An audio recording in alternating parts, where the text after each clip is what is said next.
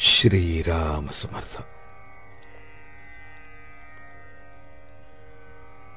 नामधारकाने टाळण्याच्या गोष्टी. आपले विचार स्वार्थाचे नसावेत. स्वार्थामध्ये अभिमान नेहमी जागृत असतो. स्वार्थी मनुष्याला जगात सुख मिळणे कधीही शक्य नाही. नीतीची बंधने पाळा. परस्त्री माते समान माना. प्रपंचात एकपत्नी व्रताने राहणारे गृहस्थ लोक ब्रह्मचारीच होत. परद्रव्याची अभिलाषा धरू नका.